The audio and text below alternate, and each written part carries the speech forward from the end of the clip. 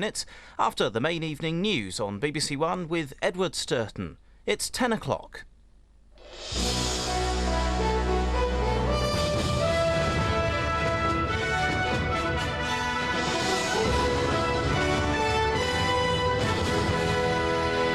"11 European nations have linked their currencies forever. Brussels celebrates the launch of the euro.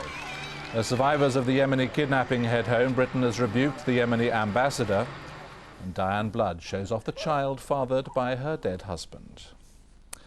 Good evening. Europe passed a milestone today. The currencies of 11 countries are being merged into just one, the euro. The finance ministers of the countries taking part agreed its value at a meeting in Brussels. Our Europe correspondent David Shookman was there.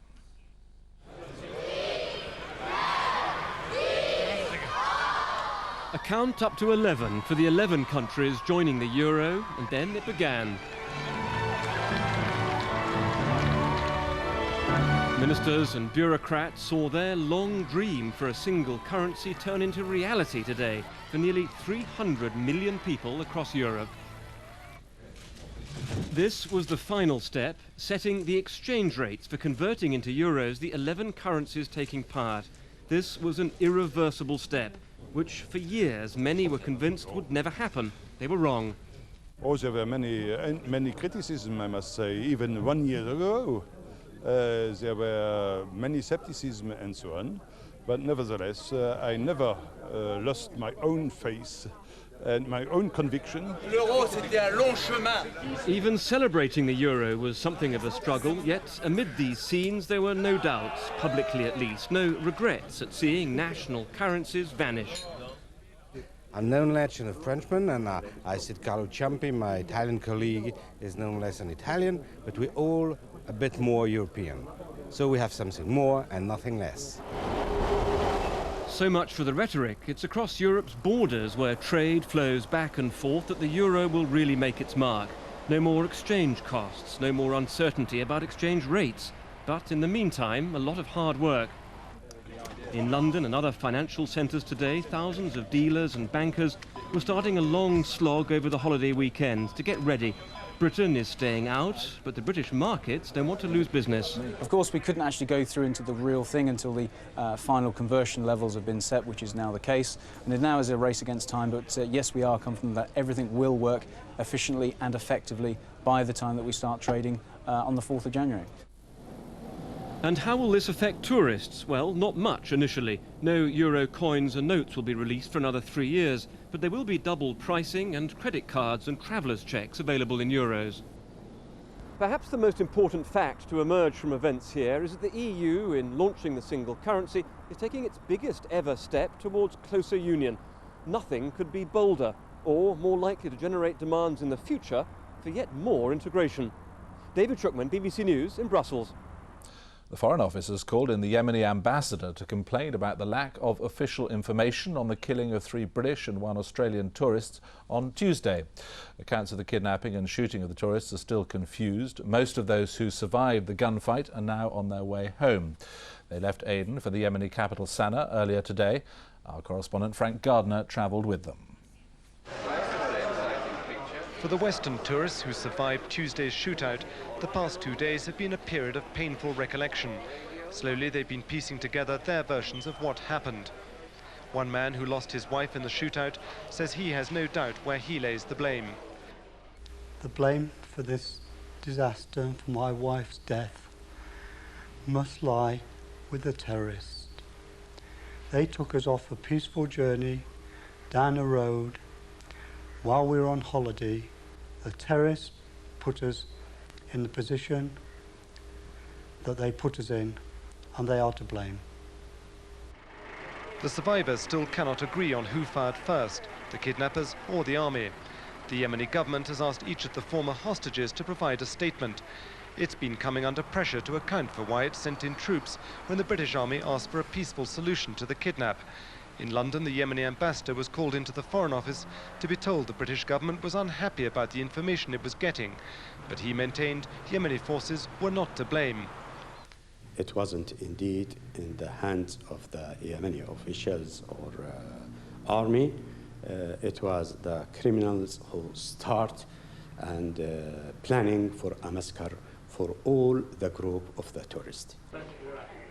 Back in Aden, the 2 wounded tourists are still recovering in hospital after having surgery to remove bullets. They count themselves lucky. White House, British national. 4 of their party were killed in the shootout. It took place amid such confusion that we may never know exactly who or what triggered the battle that cost them their lives. Those who survived have now arrived in the capital on the first stage of their journey home. The survivors are spending New Year's Eve here at this hotel in the Yemeni capital, Sana'a. For them, it's the last night of a holiday which began in high spirits and which has ended in disaster. As they prepare to fly home to Britain on Friday, they leave behind them one burning question unanswered. Could this tragedy have been prevented? Frank Gardner, BBC News, Sana'a. John Major's contribution to the Northern Ireland peace process is recognised in the New Year's Honours list. He becomes a Companion of Honour. A well-known figure from fictional politics is also rewarded. Nigel Hawthornne receives a real-life knighthood for his portrayal of the senior civil servant Sir Humphrey Appleby. Success and suffering, the hallmarks of Northern Ireland's momentous year and reflected in today's honours. Success for a peace process started by John Major, leading to his Companion of Honour. And suffering for the victims of the Omagh bomb last August. Among the first police officers at the scene was Sergeant Philip Marshall. He describes his MBE today as a sad privilege. On a personal level, I want to accept it on behalf of all the emergency services who were there that day, and especially my own colleagues who performed absolute miracles there. Tony Blair had wanted to honour members of the nationalist community, but the awards were turned down. Entertainers earn several places in this year's honours list. The 40-year career of Tom Jones is marked with an OBE. I hoped that one day that I would be recognised, in this way, and finally it's happened, so I'm thrilled with it. It's yes, Sir Nigel Hawthornne, after the actor who played the cunning civil servant Sir Humphrey was knighted for 50 years of performing. Well, I certainly wasn't expecting it. It means a great deal to me because it's not just an honour for me, it's an honour for the profession as well. Among the more unusual awards this year is an MBE for Ralph Lee for 60 years of caravanning. I couldn't believe it could be me. I had to read the letter twice. But there you are, they feel I've done a bit for caravanning. It certainly has been my life. As Denise Lewis sets off. Sporting stars to be honoured this year include athlete Denise Lewis, who earns an MBE. It's the same for England's fast bowler Angus Fraser for demolishing South Africa last summer. Frank Williams, the Formula One team boss, is knighted after a succession of victories. And the man affectionately known as Psycho, the former England skipper Stuart Pearce, is made an MBE.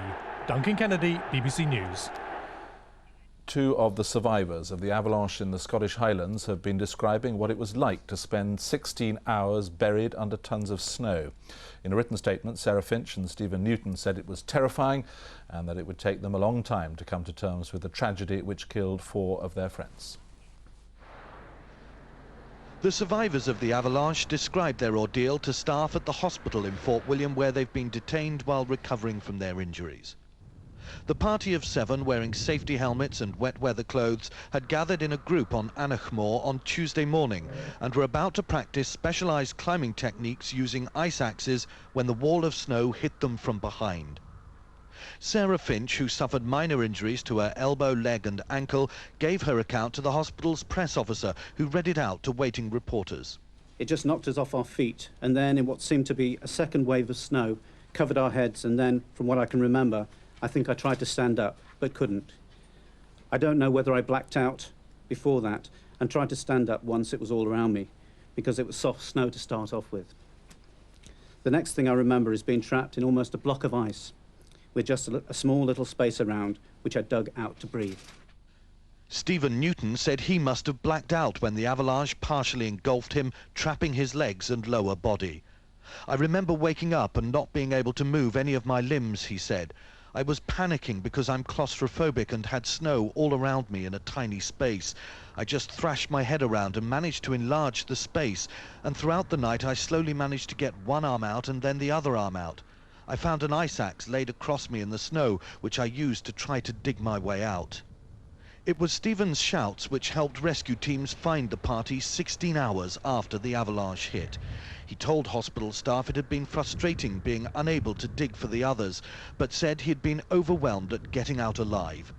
Andrew Castle, BBC News, Glasgow.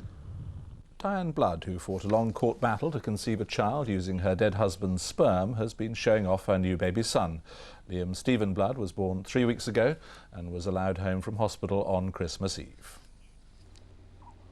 This is the baby boy who made Diane Blood's 2.5-year legal battle worthwhile. Liam Stephen, named for his father and inheriting the same thick, dark hair, was born on December the 11th and allowed home on Christmas Eve. Mrs. Blood says her son was worth fighting for. It was very hard, but the alternative was to give up and walk away, and Liam wouldn't be here, and that just wasn't an option. It was in February last year that Mrs. Blood finally won her controversial legal battle to use her dead husband's sperm to conceive. Stephen Blood died from meningitis in 1995. Doctors stored his sperm, but without his written consent, his wife was refused permission to use it. The appeal court finally ruled in her favour, and a Belgian clinic carried out the insemination. The mother and child have been flooded with cards by well-wishers. Mrs. Blood says another baby is a theoretical possibility, but for now, Liam is her top priority. Linda Duffin, BBC News. The last year of the millennium is almost upon us. The crowds in Trafalgar Square and Edinburgh are expected to be bigger than ever. And in parts of the world, 1999 has, of course, arrived already. Beginning of the end of the millennium, Australia kicked off the celebrations with $1 million fireworks extravaganza. Sydney Harbour was the launch pad for the display, with an estimated 100,000 revellers watching. Happy New Year! Some from down under have come to Edinburgh for Britain's biggest party. 200,000 visitors from around the world are here. We're from Australia. From Perth. Australia. Mate.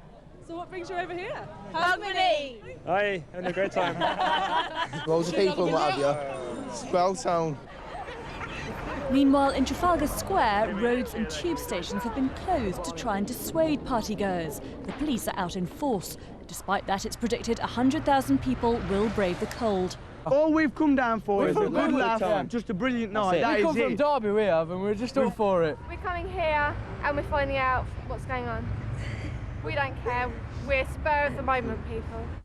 However you're celebrating, tonight is expected to be small beer compared with next year. GEETA Guru-MURTHY, BBC News. And that's all from the BBC Newsroom. Have a very happy New Year.